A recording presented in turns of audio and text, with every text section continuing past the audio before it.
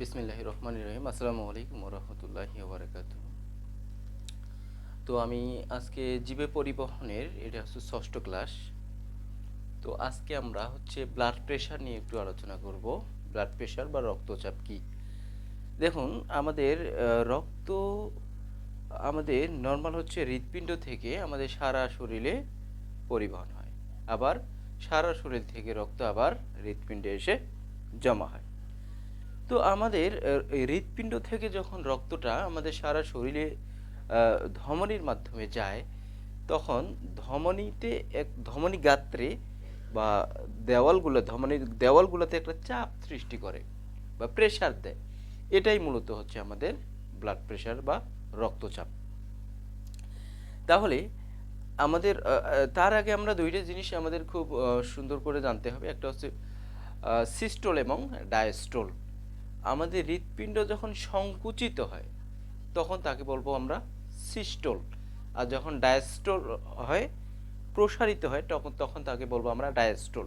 তা সিস্টোল অবস্থায় এক ধরনের চাপ দেয়, সিস্টোলিক চাপ বলা হয় তখন তাকে। সিস্টোল অবস্থায় আমরা জানি সিস্টোল মানে সংকুচিত হওয়া। হৃৎপিণ্ড যখন সংকুচিত হয়ে যায় তখন হৃৎপিণ্ড থেকে সারা শরীরে আমাদের রক্তটা প্রবাহিত হয় প্রত্যেকটি অঙ্গে। আবার হৃৎপিণ্ড যখন প্রসারিত হয় বা ডায়াস্টোল হয় তখন সারা শরীর থেকে রক্ত হৃৎপিণ্ডে ফিরে আসে। তাহলে হৃৎপিণ্ড সংকুচিত অবস্থায় যে চাপটা দেয় তাকে সিস্টোলিক চাপ বলা হয়। আর এই সিস্টোলিক চাপটা ধমনী গাত্রে সবচেয়ে বেশি চাপ দেয় এবং ডায়াস্টোলিক চাপটা তুলনামূলক একটু কম। বলা হচ্ছে যে সিস্টোলিক চাপটা স্বাভাবিক অবস্থায় 120 হয়ে থাকে আর ডায়াস্টোলিক চাপটা 80 হয়ে থাকে, অর্থাৎ 120/80। তো এটা আমাদের একটা স্বাভাবিক রক্তচাপ। এই দুইটা মিলেই কিন্তু আমাদের রক্তচাপ। তাহলে আমরা রক্তচাপ যদি বলে রক্তচাপ কি বা ব্লাড প্রেশার কি, রক্ত চলাচলের সময় ধমনী গাত্রে যে চাপ সৃষ্টি করে তাকেই বলা হয় রক্তচাপ। তো রক্তচাপ এবার আমাদের একটা আদর্শ রক্তচাপ হচ্ছে 120/80। এখন এর বেশি বা কম হলে কি হয়? আজকে আমরা উচ্চ রক্তচাপ নিয়ে একটু আলোচনা করব। আমাদের সিস্টোলিক চাপটা 120 থেকে যদি 140 পর্যন্ত বা তার বেশি হয়ে যায় এবং ডায়াস্টোলিক চাপটা নর্মাল 80, তার বেশি বেড়ে যদি 90+ হয়ে যায় তখন তাকে আমরা বলবো উচ্চ রক্তচাপ। এখন আসুন, এই উচ্চ রক্তচাপটা আমাদের কেন হয়, লক্ষণ কি, এটার প্রতিকার কি, আমরা এক ক্লাসেই উচ্চ রক্তচাপ সম্পর্কে বিস্তারিত জানার চেষ্টা করব যাতে মনে থাকে। এখন এটার কারণ আমাদের বংশগত অনেকটা নির্ভর করে। আমাদের পিতা মাতার যদি থেকে থাকে বা আমাদের দাদা দাদির রক্তের সম্পর্ক যাদের সাথে আছে, সবচেয়ে বেশি বাবা মার যদি থাকে, বাবা অথবা মায়ের উচ্চ রক্তচাপ যদি থেকে থাকে, সেক্ষেত্রে সন্তানের উচ্চ রক্তচাপ হওয়ার সম্ভাবনা বেড়ে যায় বা অনেকটা বেশি। তারপর টেনশনের কারণেও আমাদের অনেক সময় স্নায়বিক কারণে রক্তচাপ বেড়ে যেতে পারে, স্বাভাবিকের তুলনায় একটু বেশি হতে পারে। যেমন কোনো মানুষ যদি হাইপার টেনশন করে, খুব বেশি টেনশন করে, সেক্ষেত্রে তার স্নায়বিক উত্তেজনার কারণে তার রক্ত বেশি চাপ দিতে থাকে। সে যখন কোনো একটা কিছু নিয়ে চিন্তা করে বা ডিপলি কোনো কিছু একটা কনসার্ন করে বা একাধিক চিন্তা তার মাথায় ভর করে, সে গভীরভাবে কোনো একটা জিনিস উপলব্ধি করার চেষ্টা করে, সেক্ষেত্রে তার ব্রেন তাকে সিগন্যাল দেয় তাকে শক্তি বাড়ানোর জন্য। আর তাকে শক্তি বাড়ানোর জন্য সে খুব দ্রুত গতিতে তার রক্ত সঞ্চালন ঘটায়। আর রক্ত সঞ্চালন যখন বেশি জোরে ঘটাবে তখন ধমনী গাত্রে অবভিয়াসলি চাপ বেশি প্রয়োগ করবে। অর্থাৎ টেনশনের কারণে কিন্তু আমাদের উচ্চ রক্তচাপটা হতে পারে বা হয়। তাহলে বংশগত কারণে হতে পারে, টেনশনের কারণে হতে পারে, যারা ধূমপায়ী ধূমপায়ীদের এটাও বেশি হতে পারে। যারা অতিরিক্ত ধূমপান করে তাদের এটা হতে পারে। যারা কাঁচা লবণ খায় আর কি, লবণ খেলেও এই উচ্চ রক্তচাপটা হতে পারে। চর্বি জমা, সাধারণত আমাদের ধমনীগুলা যে রক্ত পরিবহন করে, ধমনী একটা কিন্তু এরকম নালিকা, এরকম একটা নালিকা, এরকম একটা নল।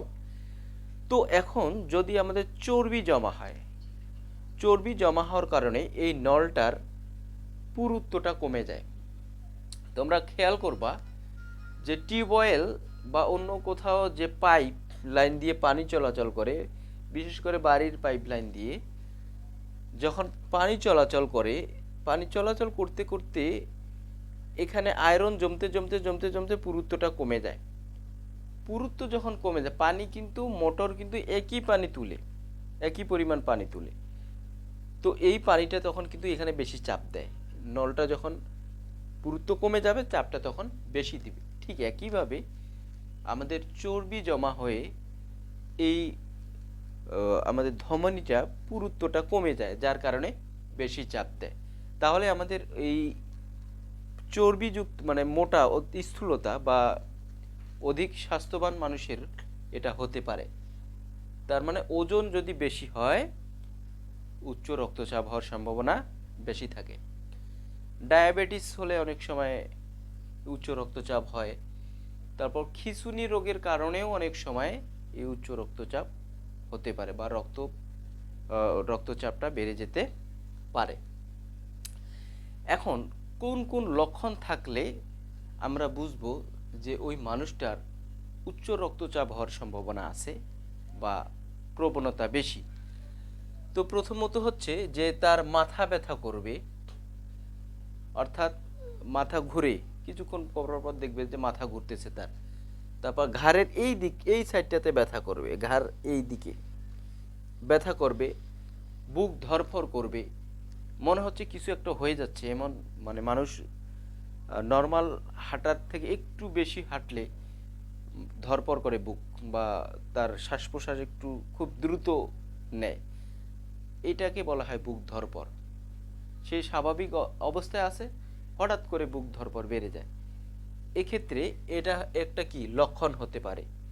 তারপর রোগী দুর্বল অনুভব করতে পারে, দুর্বলতা বেড়ে যেতে পারে।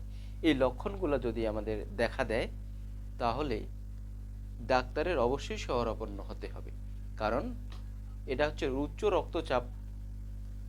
উচ্চ রক্তচাপের একটা লক্ষণ। এখন আসো আমরা কিভাবে এটাকে প্রতিকার করতে পারি। আমাদের কিন্তু লক্ষণের ভিতরেই কিন্তু আমাদের 50% প্রতিকার রয়েছে। আমি বলছি যে মানে এটা হচ্ছে যে প্রতিকারটা হচ্ছে উচ্চ রক্তচাপের কারণের ভিতরেই কিন্তু আমাদের 50% উত্তরটা চলে আসবে, যার প্রতিকার। এখন আমরা যে লবণ খাই, কাঁচা লবণ, অনেকেরই কাঁচা লবণ খাওয়ার অভ্যাস আছে। ভাত খেলেই কাঁচা লবণ লাগবেই, কাঁচা লবণ ছাড়া অনেকেই ভাত খেতে পারে না, বা সে তৃপ্তিটা আসলে পায় না, অনেকেই আছে। তো আমরা চেষ্টা করব যে লবণটাকে ভেজে রাখতে। আমরা যদি লবণটাকে ভেজে রেখে দেই একটা পটের মধ্যে, ওখান থেকে আমরা চাইলে ভাতে ইউজ করতে পারি। কিন্তু কাঁচা লবণ পরিহার করতে হবে আমাদের। ধূমপানটা পরিহার করতে হবে। অধিক চর্বি জাতীয় খাদ্য খাওয়া যাবে না, অতিরিক্ত টেনশন করা যাবে না, খিঁচুনির রোগ থাকলে এটাকে নিয়ন্ত্রণ করার চেষ্টা করতে হবে। তারপর হচ্ছে ব্যায়াম করতে হবে। আমাদের শরীরে যখন ওজন যাতে বেড়ে না যায়, এই জন্য ঘন ঘন ওজন পরিমাপ করতে হবে এবং প্রয়োজন অনুসারে আমাদের ব্যায়াম করতে হবে, শারীরিক ব্যায়াম। বিশেষ করে সকালে উঠে হাঁটতে হবে, নামাজ শেষে একটু হাঁটার অভ্যাস গড়ে তুলতে হবে। শারীরিক সাধারণ যে ব্যায়ামগুলা, সাঁতার কাটতে পারেন, অর্থাৎ বিভিন্নভাবে ব্যায়ামটা করা যেতে পারে। চর্বিযুক্ত খাবার না খাওয়া বা এগুলাকে বর্জন করা। আমাদের বর্তমান সমাজে ফাস্টফুড একটা কমন অ্যাফেয়ার্স হয়ে গেছে। তো আমাদেরকে ফাস্টফুডটাকে এড়িয়ে চলতে হবে যতটুকু সম্ভব হয়। যতটুকু সম্ভব শুধু না, এটাকে এড়িয়ে চলাটাই বেটার।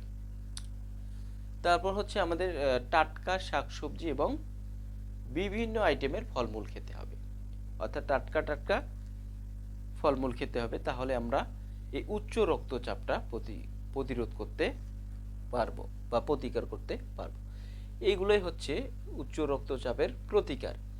তাহলে আমরা আজকে জীবে পরিবহন অধ্যায়ের উচ্চ রক্তচাপ সম্পর্কে একটু জানার চেষ্টা করলাম এবং তার লক্ষণ, কারণ, প্রতিকার, এই বিষয়গুলো আমরা নিয়ে আজকে একটু আলোচনা করার চেষ্টা করছি। এরপর আবারও কোনো একটা টপিক নিয়ে দেখা হবে ইনশাল্লাহ। এই মুহূর্তে এখানেই রাখছি। আল্লাহ হাফেজ।